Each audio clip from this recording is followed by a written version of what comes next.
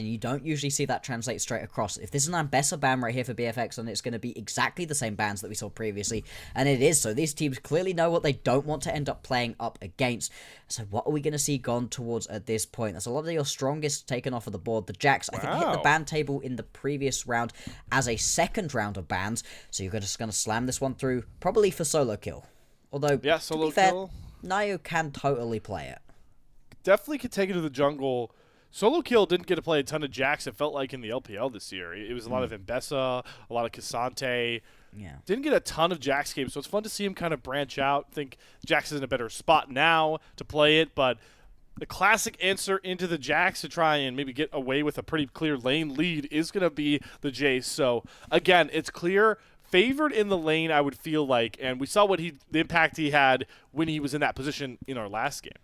Yeah, there were a couple of really big Renekton flanks that came through, just a couple of big ball delivery system, and also he was just playing well, was able to buy so much time, deal so much damage. We saw that weird skirmish in the mid lane where he grabs a kill in a situation in which it should have just been fully NIP favored. BFX are also going to grab themselves that Talia that we were talking about. I do wonder if this ends up paired up alongside another one of those very mobile junglers that we've been seeing, right? The Pantheon, it's fallen off a bit. It's nowhere near as strong as it was previously, but it still is in a good enough spot that if you do want that hyper-mobile duo, you can potentially go that way. Aurora the hover here for Doinb. To lend some, a little bit of spice towards your Jax jungle threat. Okay, never mind. All right, let's they're throwing that out the window. It's a Doinb Galio game. So back to the bread and butter that was most successful for that leader for the Ninjas. It's going to be a Galio into the Talia. So now already we're thinking we need some big damage, right? Yeah. We know it's going to be coming from Leave. Yeah, Leave is always the one who, if you can give him something to just completely take over a game, you will trust him to be able to do that. It's gonna be the Lee Sin locked in right here for Naiyou, and did he play this at all during the regular I think season? he did. Surely once or twice, but it wasn't a big pick. I mean, nobody goes for a lot of Lee Sin. I'm trying to think if he maybe only got a Lee Sin look on LGD when he was subbed in for them in Split 2 during the Nirvana games. I think that might be the only time we saw this, but definitely a kind of call your shot champion to pick here. We already saw some Lee Sin get played from the Korea squads yesterday. We'll have to see if Naiyou can have similar successes. Raptor goes for a safe pick. Vi Talia, classic. Yeah, really nice to be able to just grab this one through, and you've now got yourself a ton of damage available as BFX, but also just some nice lockdown too, especially in and amongst these big, messy team fights. You've got a lot of poke that you can lay down first, then anybody that's get caught by a seismic shove is just going to get mauled through. NIP, though, they're just kind of setting up for whatever it is they think Leave is going to be able to play for them in this situation, and he's still got a bunch of champions he really likes available to him. You highlighted how the Smolder's one of those champions he keeps going back to. You also still have something like the Kai'Sa available if you want to get aggressive. I mean, even then, you've still got the Varus as well, a champion that's just been so standard across the course of this entire year. If we want to go full-on I would hate to see this with a Galio, but Leave was one of the best Senna stacking ADs we saw in a lot of big game. Senna doesn't work, though, if you're going to pick Galio mid. There's zero damage into a Jace top and Talia mid. Not going to be able to get away with that here. Though we do see in the second phase of bans, it's actually Niket and Kellin that are relatively eating all of them. The Poppy ban on the red side is a support ban. So if this Rakan gets banned away, that is 4 straight support bans with the Fearless we already know is in play. Yep. Where are Kellin and Niket thinking? I mean, I feel like the fact that you take away that Lulu kind of limits Leave potentially being able to play something like the Jinx, the Aphelios, or even something like the Zeri potentially. All of those champions really do like to have a little bit of extra just help alongside a Lulu, so you take that one off of the board. Kalista gonna be locked in here. BFX, they are just flinging themselves at you right now. You have to imagine that's probably going to be paired up either with a Renata. If you think you can get away with it, that's a really nice duo. Otherwise, if this potentially gets taken away by NIP because they will read that this is a possibility, then you've still got all of the basic engaged supports to just fling into the backline. Wow. I think the threat of the Renata, maybe brought out this Mel bottom lane. We've seen, are they going to pair it with the Mel? That would be such an intricate sort of swing here. Do it. Why? Like what is the Kalista pairing? Okay, so they're gonna give the Renata over, but Mel AP carry coming out here for leave. This is definitely some uncharted territory for one of the big heavy hitters of Ninjas in Pyjamas. I don't like Mel on leave, not because I've ever seen him play it particularly. I don't know how good he is on this champion, but because thinking about the way that Leave plays the game and how much I like him on hypermobile things, because it gives him options to get himself out of stupid situations he gets himself into. The reflect is nice in that situation, right? But in this game, yeah, you can reflect quite a lot of annoying stuff, but you can't reflect a Vi just jumping you in the backline. That's not something you could just stop have happening to you, and that does worry me a little bit. I think this game could be a bit risky. Yeah, thinking about how much they are front to back and how much things just turn into a complete mess like we saw in the previous game. I wonder how much it's going to sacrifice lane power for. I guess Mel can farm. Mel's one of the most comfortable laners to kind of farm up and play with. So I do think it's big to kind of neutralize the bottom lane, but it's definitely an unorthodox draft here from NIP as they're looking to stave off a first series loss in the Asia Invitational. And we are on to the Rift.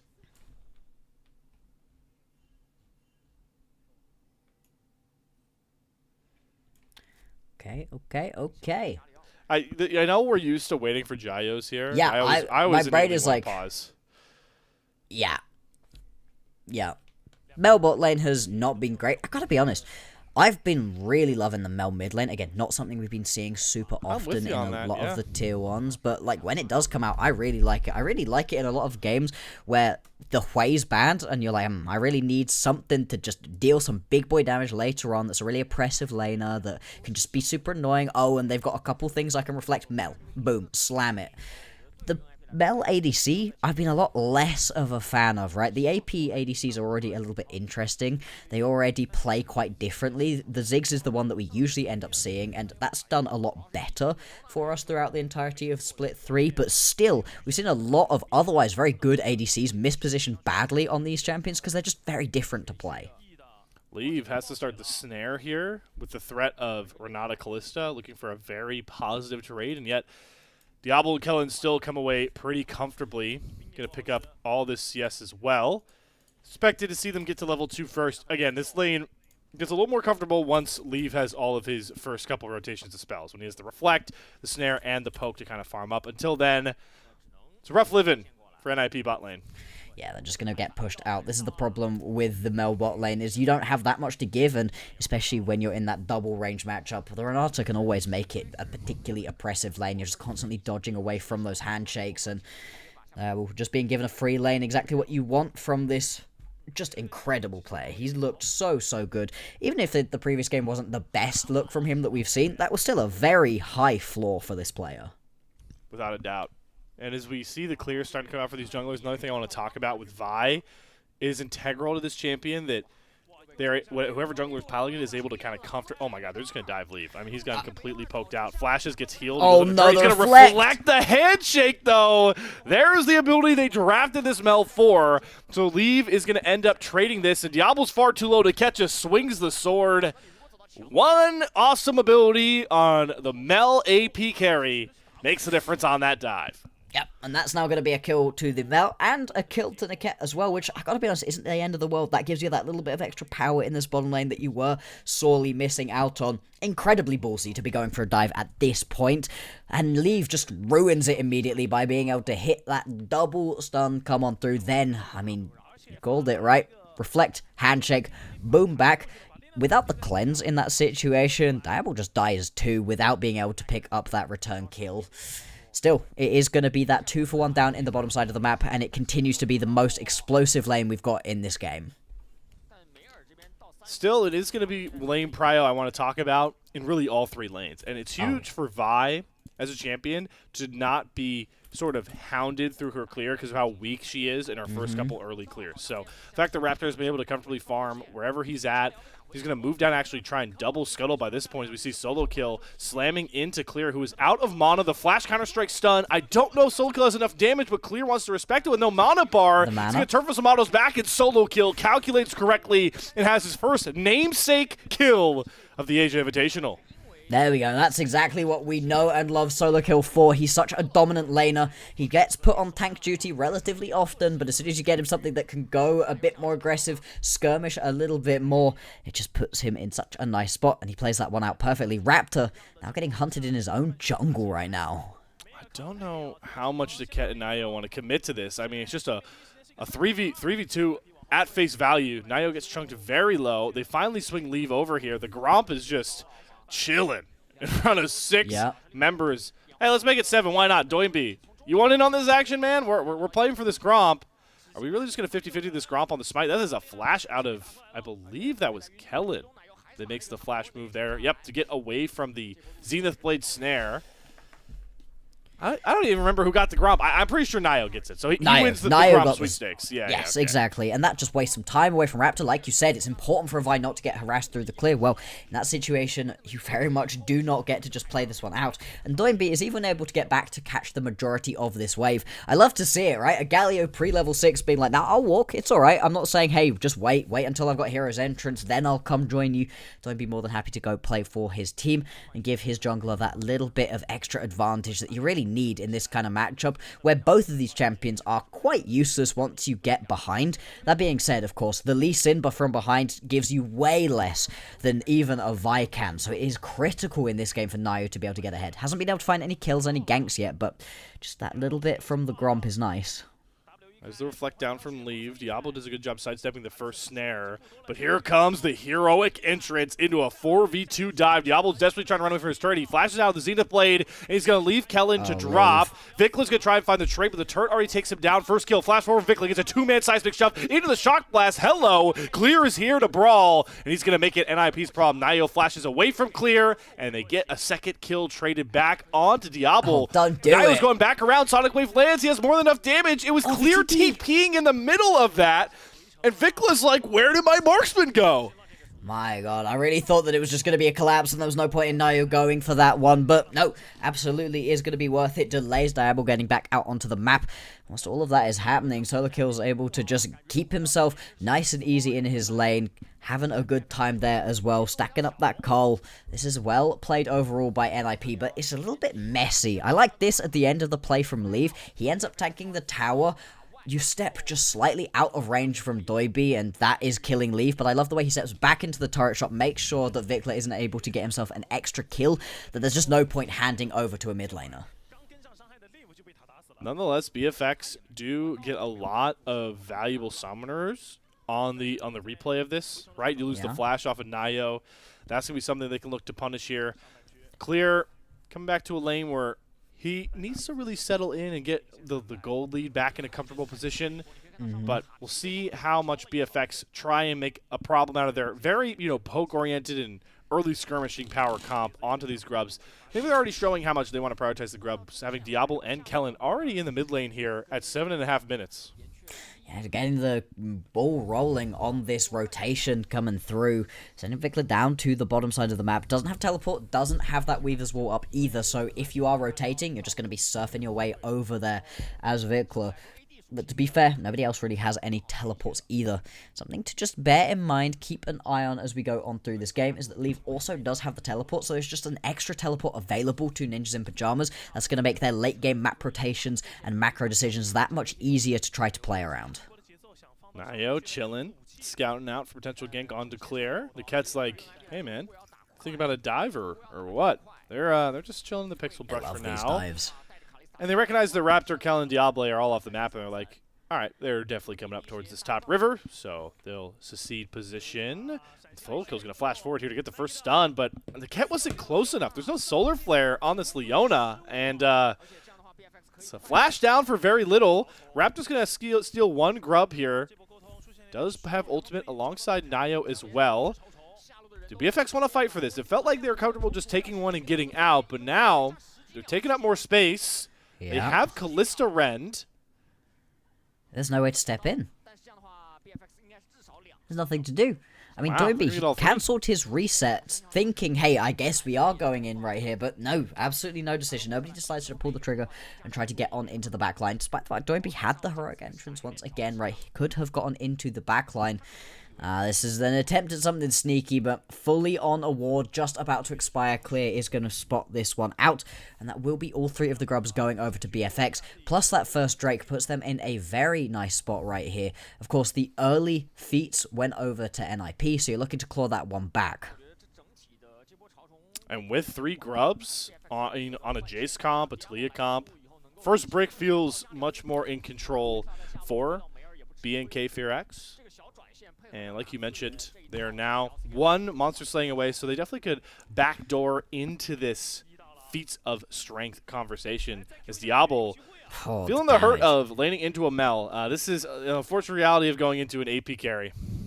But look at what you got as well. That's a lost chapter and a no-stack Dark Seal in inventory. That's not even slightly the surface of the damage that Leave is going to be doing as we get later on into this game. And it is going to be a critical role here for the NIP bot laner to see what he can do on this AP carry. Something we really haven't seen from Leave too much.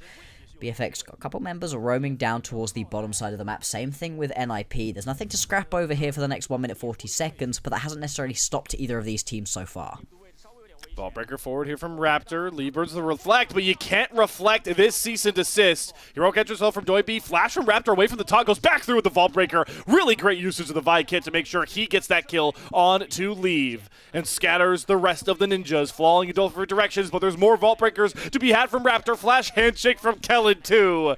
Clean skirmishing coming across from our LCK representatives, and that gets them back in front in the gold category.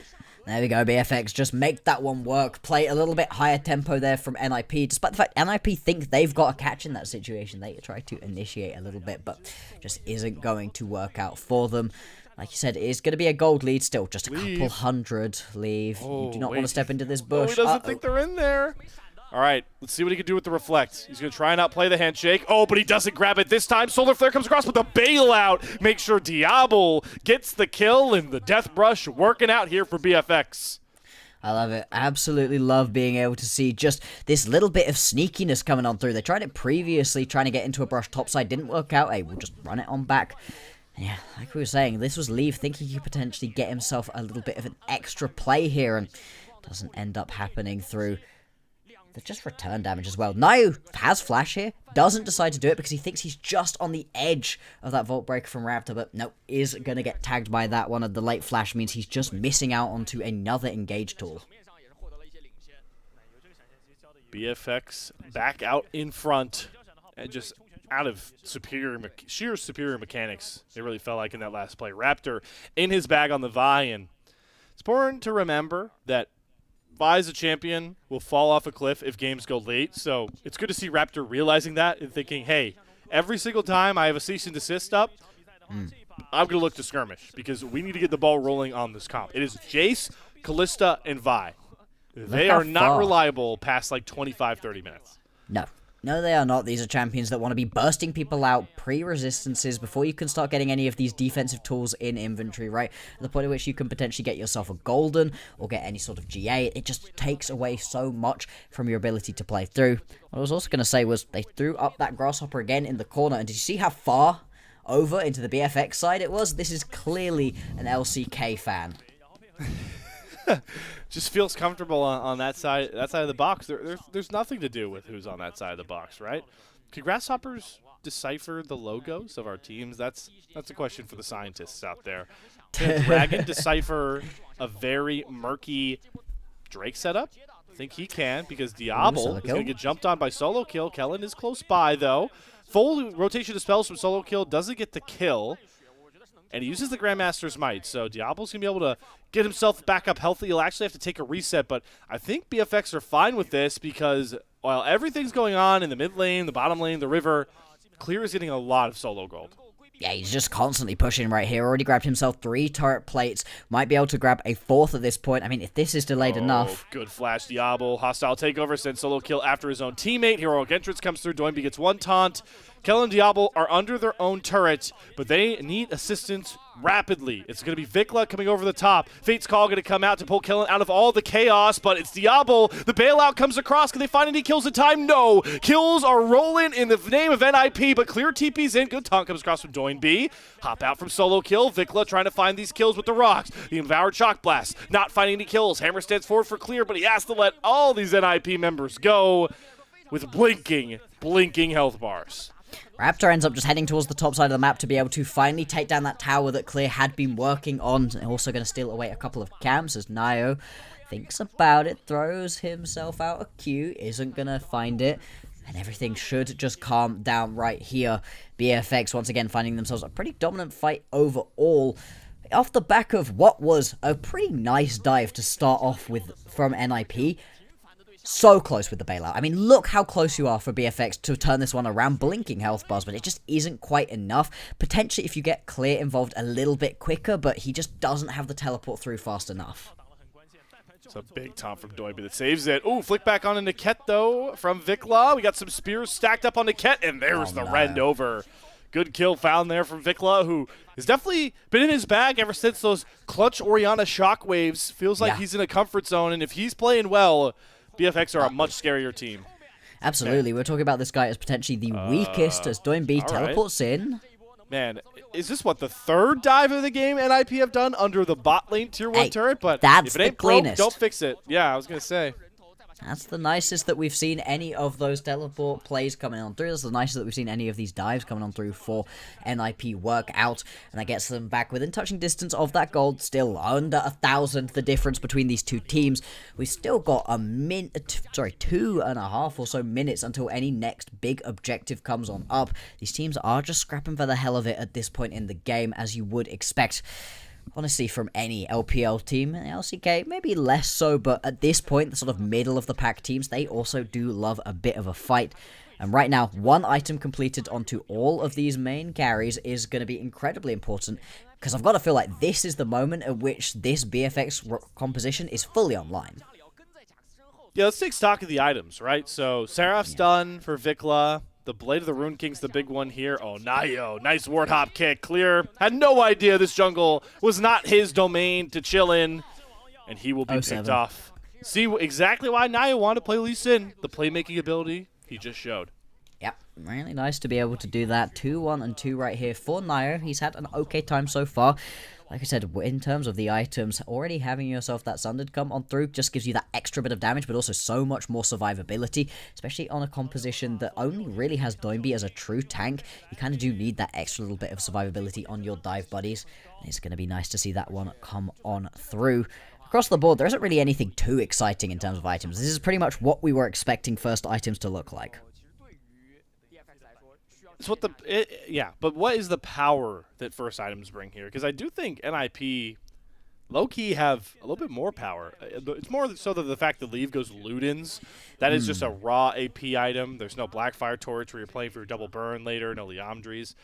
And then Trinity Force versus... okay, well, I'm willing to have the discussion here, Bloxer.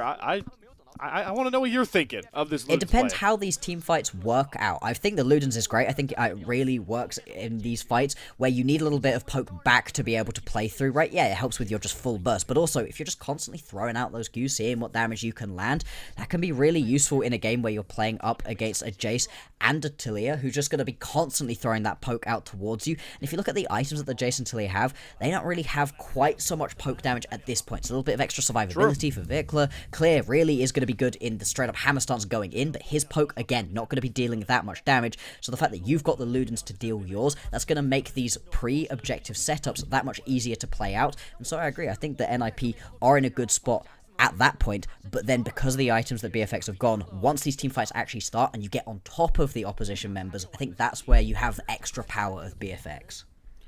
Herald dropped in mid lane here for BFX. His Solokill tries to take down this top tier 1 turret. VicLa, Weaver's walled his way up here, but can't even stop the might of Solokill. Nope. See if BFX can take control of the bot side of the map. It's Raptor re-engaging on a Naiyou, seeing Doinb there. Sees an assist, but the Naiyou ward hop gets him over the wall, but that was a weird interaction. Raptor still follows, then goes back over the wall. VicLa TP's back in. I think BNK FEARX are just happy that they can get on this dragon, but Doinb company or not.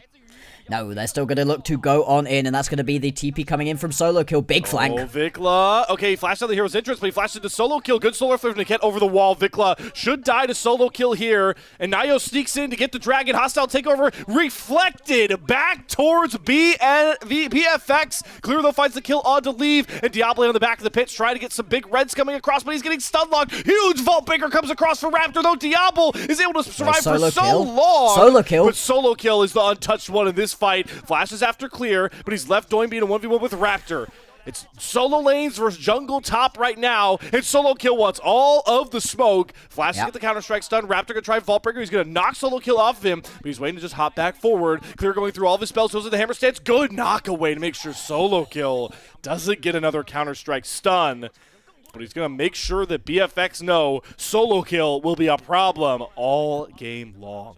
I'm pretty sure that Solokill was able to pick himself up the first 3 kills of that fight, so that could have been a penta, unofficial or otherwise, and he was just a big problem. Like you said, VicLa just flashes straight over the wall, but keep watching this Jax throughout this fight, because he is just mauling through the BFX members. He has everything to this fight, the reflection as well. It's just so pretty. But this Jax, on these flanks, this is exactly what we needed from Solokill. Yes, what we know from him is his namesake. He's great in laning phase, and he found a Solokill in this game. But the absolute best bit of his play, and I think part of the reason why NRP were able to be so effective when they were in the wins, when they were grabbing themselves those big plays, especially in Group Nirvana, was because Solokill on a flank is an absolute menace. Get a replay back at just how close this exchange went. Raptor could vault breaker forward, right? Like, it's clear. If he doesn't time this right with the Counter-Strike stun, could have been more kills like you're talking about a solo kill. 6-0-1 on this Jax. Whew. Yeah. This has been a pretty dominant performance so far from Solokill. A good response to what was a very clean game in the previous one from Clear, making sure he's stepping up to help out his team in this game. And with a composition that maybe does lack a little bit of damage, having this Jax ahead is really nice. 2 items now completed on the majority of these carries. Raptor. Horizon for leave. Oh, Weaver's Wall. Trying to go after Leave here. Can't reflect a cease and desist mandate from Raptor. And Leave is caught out again. It's what you get for picking the mage in the bottom lane. Clear. Extant Shock Blast. Raptor going forward, but they're just levying the stones through from VicLa. Double killing. How nice is that, Bloxer? Right in front of them after that second kill is Opticon. Yeah, it's just been delivered to them on a silver platter, although Naiyou is going to see if he can do anything about it. You do still also have Doinb. He's pushing through the mid lane right now, but still has himself that ulti to come and join any potential play. Still, with the rend, this should be nice and easy to pick up, and yeah, that's just going to be secured here. So the gold leads slightly in favor of NIP for now. Oh, that's a Fate's call. Kellin is going forward, maybe looking for a handshake angle. Gold going to eviscerate, though, as that bot tier 1 turret drops down. They're TPing mid. All right, Solokill. No, that's actually going to be Leave. It was Solokill. I think this turret gets knocked down much quicker. I still think with the reset timers, they should pick this up. Yeah, I mean, you can see they're pretty worried about getting flanked around right here, dropping a couple of wards across to the top side of them. They're now going to be able to spot out Raptor, and he's going to have to abort mission. Oh, doesn't get snared, but does get slowed. Goes back up with the Vault Breaker. Raptor just so confident on this Vi pick. Trying to buy space for some of the poke that his solo lanes can levy. So it's a big turret to get down there for NIP, but I think the gold lead is a bit deceitful. The power of that Opticon, those 31 petals into the levels across the board. Just look at the difference they're making right now. I mean, Raptor, for now, is 2 levels ahead of Naiyou. 2 levels up right there. You've got a level in mid lane. You've got a level in the bot lane as well. And for all it's worth, there's a level on the supports. To be fair, that does bring Kellin 1 step closer to having that hostile takeover upgraded. Yeah, I mean, that's going to be pretty nice as well. And that means BFX, they are in a very strong position in this game with second items coming through as well. As we were talking about with these comps, they really like that. Clear is totally dead in this situation, especially with the teleport coming in. I mean, he's just been the target all game on this bottom side. They do bring like 4 members down here. Solokill, I don't necessarily know if he has to TP. It's not like there's much more they can get on the bot side after that pick. No, but I mean, you know, this is an LPL team. They want to go fight. I can see Solokill. He's thinking about it. He's considering what it would be like to just go Counter-Strike into the backline. It would probably be his death. Decides against that being the option. And it's just going to be some good vision being put down on the bottom side of the map. It's going to be very helpful because in 20 seconds time, we're going to be joined on the Rift by the next Hextech Drake. And Hextech Soul would be huge for whichever team could grab it. Going to be a real big push and pull between a team with a lot of range and damage and a tanky CC chalk squad, right? Galio, Lee Sin, Jax, Leona. They can catch anybody out. Oh, Kellin, he knew he had to know this hostile takeover would get reflected, but he's the only one who gets hit, so he doesn't do any damage towards Raptor. Big Vault Breaker, cease and desist. They're trying to just chunk down this tanky NIP squad. Raptor's living forever, trying to buy time for Diable, who is hopping around everybody. Solokill going into that stasis, but gets hand shook and flicked back. It's Doinb flashing forward with a taunt that finds nobody. It's Solokill with the big stun, and the double snare stacks up for Leave. Finally, Leave remains untouched, and that means our LPL squad can soar through the fight. There you go, that leap strike, counter strike is just so nice right there from Solokill. He is having a monster of a game, but everybody steps up in that fight, and that is now going to be sole point for NIP clear. Arrives late, isn't able to deal any damage, and I will love to see the replay of that fight, because you called it out, right? There were a couple moments in which Raptor should have died twice, 3 times, and he was living forever. I thought it was going to bait the members of NIP in too far and get them caught out, but in the end, it's a well-played fight from NIP. All starts with that reflected hostile takeover, but it's really Solokill I feel like makes the clutch play. Yeah. Doinb goes for the first taunt to get all the flashes out, and then Solokill gets the big stun. In this moment, everybody's just watching what's happening with the Galio in front of them. Oh, is Doinb gonna grab us? Nope. Solokill jumps forwards, lands that double stun right there, and yeah, just really well played. You can see Solokill as well. He's living on the edge. He was on like 15, 16 HP at some points in that fight. He was like 1, maybe 2 auto attacks away from death, but that's what you can do whenever you've got yourself this build, as well as having that Seeker's Arm Guard critically. The golden there saved everything, saved NIP's entire series here. But they still have to keep making these good close-range skirmishes work, because there is still the looming threat of a Talia with more damage coming. The Void Staff is an early investment from VicLa saying, there's just going to be too much resistances. I can't damage items early enough. Kallista's going to bring more items. Clear, again, goes more mana into the Shojin, so there's not enough oomph behind this Jace. It's a big lead for NIP, but they have to keep finding these close-range fights, because range is their worst nightmare in this game. You get caught too far out, you're just going to get poked down and find yourself unable to get in, unable to really make these fights happen in a way that is in any way useful for you. Really does feel like this one is on the knife's edge. 2,000 gold, the advantage for NIP. The majority of that right now is going to be sat onto the mid lane, which is interesting because Doinb, he's got Riftmaker, so he is going to be dealing a decent chunk of damage with that 10-stack Dark Seal in inventory as well. This is not a Galio that just tickles. Still, though, he's all about just being a meat shield in front of his laners and making sure they can deal their damage. Big problem that BNK FEARX have to address is that very low HP mid-tier 1 turret. It's really stifling their ability to set up around this Baron. It's actually Raptor going for a little endeavor of his own. And NIP, they don't know Raptor's down there, but they sense that he's not nearby, and they're going to make this Baron call start. This is a tough walk-in for BFX. It's going to take them a while. Still, this Baron is not going down particularly quickly. Once Solokill starts hitting it, it will be a bit faster. They're going to lose a mid lane tower minimum for this. All right, Baron's finally low enough for Naiyou to maybe find this kill. Kellin gets engaged on, gets pulled out with the Fate's Call. Baron down below 2.K health. Can Naiyou get it? It's actually Raptor that goes into the pit. The smite fight, it's going to be a 50-50. Naiyou does end up getting it, but VicLa in the range of BFX is pretty untouched. That's a huge double flick back from VicLa, and it just felt a little too treacherous of a play. NIP throw their game away to Baron. Oh, how many times have we seen this before in the LPL? NIP, they think that they potentially got the angle, but they do not. This is probably going to be the game as well. 17 seconds until Niket is going to be back up, and this is going to be the LCK 2-0ing the LPL. NIP, what's been a rough year for them overall, is just going to continue here in the international series. D plus Kia 2-0s JD Gaming, and now BFX 2-0 NIP. And it's 2 games that Ninjas and Pyjamas are going to be, you know, rough on themselves about. 2 games NIP could have won, but that is a hypothetical. The reality is LCK dominance so far in the Asia Invitational. Absolutely. Both of these games felt close. Both of these games felt like it was really back and forth. And in the end, they just come down to some messy team fights and some kind of bad decision making, right? You spend so long hitting onto this Baron with only 3 people, and none of them are your very fed Jacks up in the top lane. And so it's just being taken so slowly. You know, this isn't an Aphelios and, I don't know, Cassiopeia composition that just melts it, and you can snap engage onto this. You need everybody hitting it right now, and because you don't have an ADC, because you've got an APC, you have to have somebody just hitting it constantly. They don't even have Solokill there. That's the reason it's so slow. And then beyond that, as soon as you're in these situations for these fights and you're just constantly trying to reflect through one specific ulti, you're kind of missing out on saving yourself from a lot of other things. Leave, I felt like he did some decent damage in a couple of these fights, but for the most part was kind of just running for his life.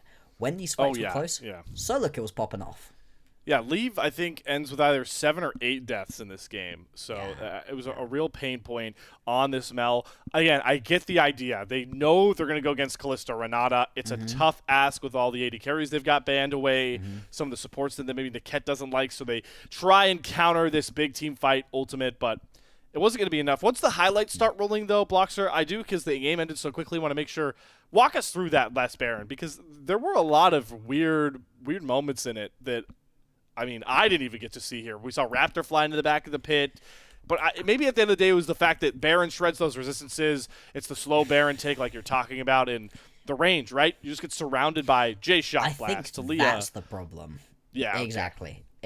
At that point, you're looking and you're trying to find these big fight moments, and this has been Solokill playing like on the edge the entire time through.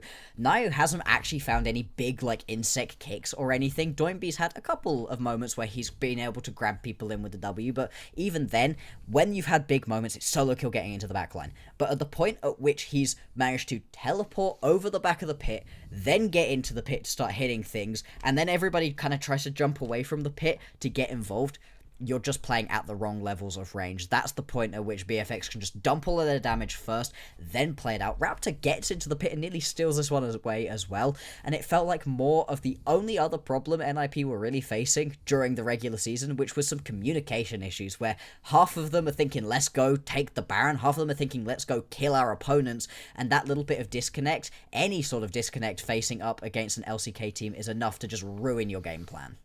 Without a doubt, Bloxer. But as we do set up some of these later highlights, I think, well, there's a reflected ultimate. I want to reflect on Solokill's performance in these fights.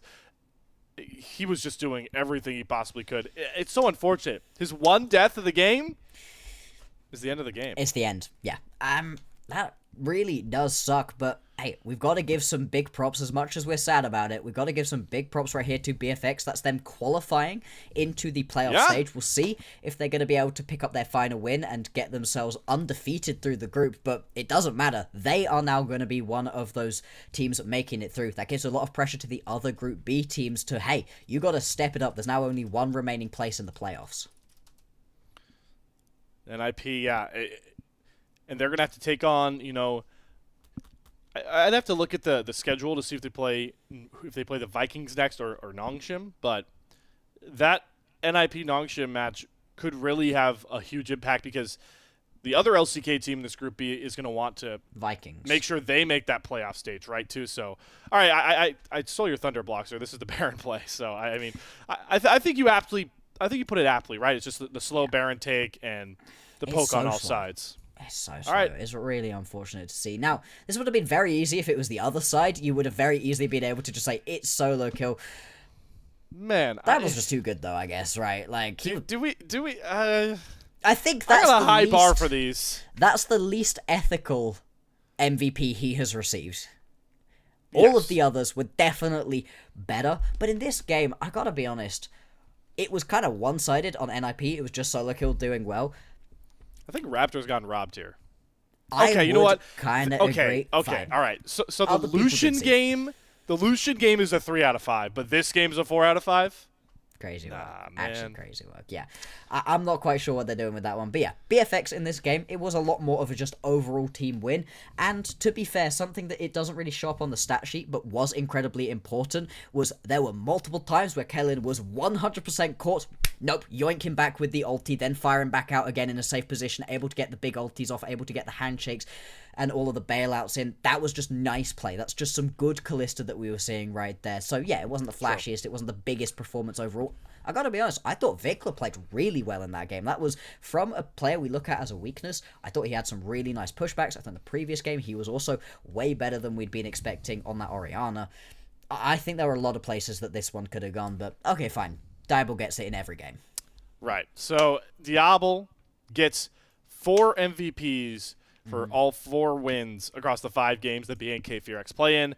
As you heard Bloxer say, they are now locked in for that knockout stage, thanks in part to their hugely impactful AD carry. But you want to know who's very hugely impactful to us here at the LPL English broadcast? We want to shout out all of you at home that are coffee supporters, as that is such a big part of how this broadcast runs, especially during the LPL season as well. If you would like to support LPL English, consider becoming a coffee member. Coffee is the best way to support the LPL English project, since a vast majority of your contributions will go directly to the show. A lot of the initial payments go into upgrading the broadcast, but a huge bulk of it pays on-air talent and content creators. Subscribe to our coffee. It is still linked in the chat below to unlock perks like early access to content and the ability to ask interview questions for our unique on-site interviews. And those have also transcended not just the LPL folks. We had a lot of very fun MSI content. It's not just all LPL centered for all of our lovely LCP and LCK fans that have come to watch us here covering the ASI. That, though, will wrap up our first series of the day in 2-0 fashion, and that means that we will be saying goodbye to my awesome co-caster here, Bloxer. Bloxer, I believe you'll be or will you be getting back on any of these other games? I will. I've got a couple. Okay. I've got a couple more going through. I'm thinking I'm with Yanni for the rest of them, though. I'm abandoning you. Moving on to my heart. More annoying Eagles fans. I can't escape you guys. No, you can't. No, you can't. You're everywhere, my friend. But Bloxer, it's been a pleasure, my friend, as always. Glad we got one more of these in before the year comes down. I'll be joined by Alk Battery when we get back for series number 2 on the other side. And LPL fans, you've seen this a lot. JD Gaming versus Weibo Gaming coming your guys' way after another intermission.